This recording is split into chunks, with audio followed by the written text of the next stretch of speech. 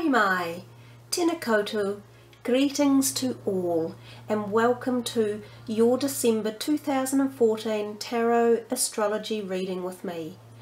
Now obviously this is the last month of the year for 2014. It's also the birthday month for Sagittarius and for the beginning of Capricorn. And it's the last chance we all have to utilise the specific vibration of the year 2014. Now the number of that vibration is a 7. Sevens tend to be more of an internalising sort of a year where we often find ourselves, where we analyse, where we sometimes cocoon, where we try possibly to shed negative behaviours or patterns that could be preventing growth for us. It's a year that favours that work on self-improvement and even possibly operations or counselling or therapy or higher education for yourself. So as we are moving out of 2014 and slowly bringing in the new vibration of 2015, which is an 8. This is part of the changes we feel as a year ends and our new year begins. So they're powerful, the beginnings and endings of years, because they bring in this new vibration into the middle of your own personal cycle. So we often feel a lot of change and adjustment as the years come to an end and begin. Next year, 2015, is going to offer us the vibration of an 8. Now 8 is actually rather a magnificent vibration. It's like the cycle of life. It's that double circle, constantly spiraling, the ever-turning symbolic feeling of the cosmic meeting of life, spirituality and connectedness. It's a year that can bring in good health, wealth and abundance. It can be a time for new businesses, new homes, new jobs.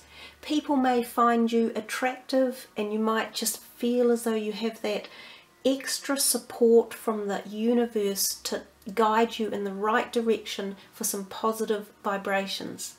So all round, the 8 vibration is a slightly more outgoing and uplifting than the 7 vibration, which can be, as I said, very internalizing.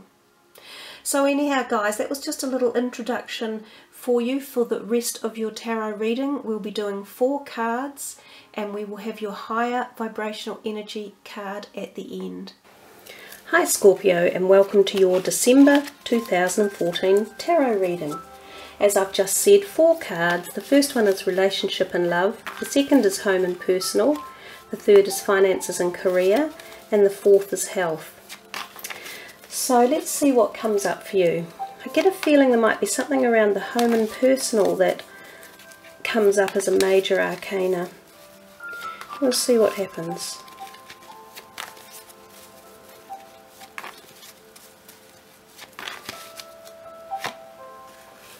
The 5 of Wands, the Death, which is the home and personal, which is the major arcana, which is what I just said, the King of Wands, and the Health, which is the Queen of Swords.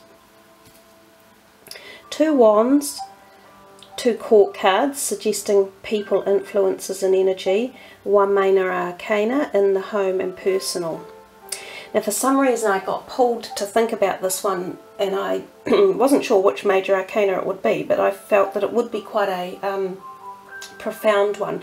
And often the Death card is considered to be a really deep energy, emotional, spiritual card, because it talks about the moving on and rebirth and death and rebirth, and that coincidentally is exactly your sign. So what Scorpios are all about is death and rebirth of yourself, your soul, your energy, the lives, the past lives we live, this life, the connection to the next life. So I think December could have quite some profound implications for you along the way. But let's start off with the relationship and love, and we see this, the 5 of Wands. I often talk about the Wands as being creativity and also quick-paced, or they generally turn up when things will happen with quite a fast speed involved in them. So if we're thinking this is around relationships and love, and there's more than one person involved, there seem to be a bunch of people here. getting in on the action or wanting their 2 cents worth, and it's a little bit confrontational. They're all up there sort of argy-bargy pushing their way in. So there's a feeling that you're either going to have to listen to other people, either they could be in groups, and this could be work or your own personal relationship or your friends or family. So somehow they're in groups wanting to gather together and create this, not turmoil, but energetic feeling of movement. They want something done, they want some sort of resolve or outcome. Or it could also be, switch the coin over here, it could be you in this position creating this feeling or wanting some sort of action and activity done as well. So there's a degree of, I would say, lack of patience or that need for energy to happen. And again, if we think of it in a love perspective, I've said this before when this card comes out, it seems to be quite a popular little number actually, that there can be quite a lot of attraction directed at you in the way of romantic involvement as well, and also so that can be people coming in attracted or appealing to you, and vice versa, you can be attracted to quite a few others for various reasons. There might be people that you suddenly engage in and think, oh yeah, neat, a whole new bunch of people that follow my passions, or I'm quite interested in, or I can have a lively debate with, or I feel like we're connecting at some level. So it's a positive card, but it is a card of action and energy. There's definitely something that stirs up when this card is around. Now if we move next to the home and personal card, which we've got the death card for, we see you never think of death in the perspective of a physical death. It's more about the death of old, outdated or outmoded belief systems or expectations or projects, and we're thinking of home and personal, so sometimes this card can literally mean shifting house as well. Now that is actually quite a big event in someone's life. They say there's 3 really stressful things in a person's life, and that's shifting house, divorce and death or illness. So the death card usually does suggest that there's quite an intensity behind whatever it is that's occurring, and it's not necessarily negative, but often when change comes we feel a degree of tension or anxiety about newness and what is in the future, and we're a little bit unsure of the change because we're very creatures of habits as humans. We like our habits to be the same, and so when change comes in, the habits are often broken or our patterns are broken, and so we have to step forth with faith and confidence and make that move and create new patterns. And that is what this card is really all about at all levels. So there could be a change in home for some of you, and sometimes that could be a big change. It might be a change due to personal reasons. You might change the people who are in your home even for various reasons, or you might change the area that you live in. The letting go of outcomes. So it's about knowing that transformation is on its way at quite big levels. This is a card of generally fairly deep transformational levels, but letting go of that desire to control is quite important as well. Have faith that this is on its way, and it's on its way in a positive outcome, and that your journey is just beginning in this transformational phase. This beautiful sun in the background between the 2 towers is where he's actually heading, to the rising sun, the whole birth and genesis of a new part of you, a new ideas going forward.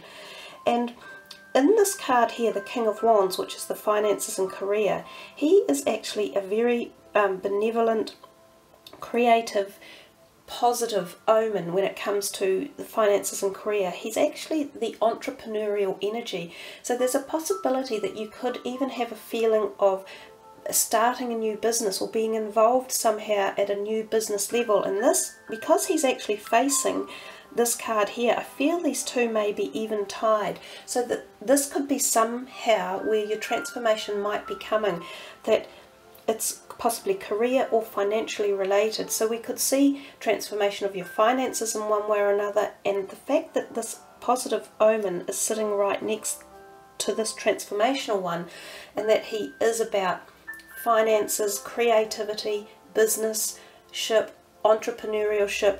there's a feeling here that you may be on the cusp of stepping out and broadening horizons in this capacity. Finances are likely to be on the uptick, money should be coming in, so any debts that were outstanding should perhaps turn up, even without you necessarily having to seek them. It's almost as if the universe is compelling itself to bring forth energy in that direction for you. So it's quite a big feel. They've definitely connected these two cards somewhere there. If we look at the health card, the Queen of Swords, often the swords are about communication and verbalizing, and slightly not argumentative energy but more forceful energy, and it can be a bit more turbulent, I would say. So if we're thinking in the perspective of your health here, it could be again about your thoughts or stress or a bit of anxiety, which kind of ties in here with these feelings that may evoke. So this could be about making sure you manage those feelings and that you address them when they crop up. And there are so many ways out there to address issues that confront you. You can get lots of modalities of help, support systems, and make sure you're exercising, that your diet is appropriate, that you're getting enough sleep. It seems like balance is required because she's holding the sword in a state of balance. So it's possibly about balancing your emotional health and your physical health, and they will be keys in December to keeping you going forward and moving through and maintaining that integrity for your whole being. That's your physical being, your emotional being, and your spiritual being, because they're all connected. And I think they're really connected for you in the month of December, Scorpio. But again, it doesn't surprise me because you're one of the soulful, deep signs. The energy of this Queen also does suggest to you to pick your battles. Like, she is in a little bit of a forced state, or a state ready to, have a go. And the other message is pick your battles, because not everything is worth bothering with. A little bit like this over here. Sometimes you just walk away. You just literally walk away from things, and that can also relieve that stress idea and the stresses that can arise around these type of energies, which is helping with the whole balancing situation. So anyhow, Scorpio, that's a kind of busy old message there for you. Some really good positive stuff coming through about growth and new beginnings and taking that step forward and having faith and having the strength to do it. That's all good stuff, and this is what will take you into 2015 as well. So let's have a look at your high vibrational energy card. And just as we do that, for some reason this one had brought its attention to me, so I'm just going to show it first. Zadical, about security. There's something about feeling as if you either need or you want to maintain your security. So know that as you move forward, because we often want the security to be wrapping us, to maintain us and to be there for us, that you have security, you have your universal support network system coming down, and that you always have people around you and yourself to gain that security from if you feel you need it.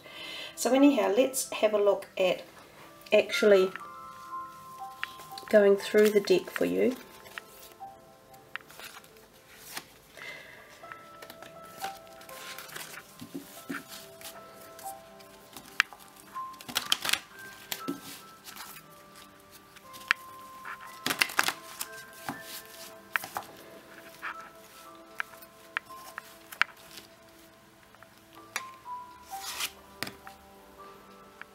Metatron, Mercy. Metatron comes to you with white light protection from very high up. He is a strong energy that is often around in times of stress. Interestingly, he comes in to offer support. You can take him whenever you feel worried or anxious, or I often say if people are out and about on their own at night, sometimes especially for women, if you're walking down a busy road or a street at night and you feel, oh my gosh, I just feel a little bit alone, you call upon Metatron as a support system. He's really powerful and often works with younger people too, so can be the support mechanism for younger people on the planet. And it's this white light energy, and it's coming through to your thought, your head, your brain, all of the thought that goes on. So one of the main supporting messages of this card is that if you harbour any negative issues or energies such as anger or fear or worry or anxiety, to let them go. And that's about having mercy on yourself as well. So don't be harsh on yourself, Scorpios. You need to bring in the joy and the harmony and the light and the love and any transformational processes moving forward. And so the mercy especially, I think, is about for yourself, being loving to yourself and nurturing and supportive, and that you can call on this Metatron high vibrational energy to help bring these energies in, to be there to support them. So I think it is a time of change for you, and as I say, change is what makes us who we are and where we're headed and our whole perspective and dynamics of life. If we didn't have change, nothing would really grow, and we would still be all back thousands of years ago living in caves. So change is the creative essence of life. It's actually so wonderful to harbour and to grab and to go with the flow of change. So there we are, Scorpio. Nice big reading for you for December going through to 2015, and thank you for listening and following me. I really enjoy doing the readings for you. It's actually a privilege for me to be able to do so. So wishing you much mercy for yourself in the months coming forward. Kia kaha, much aroha.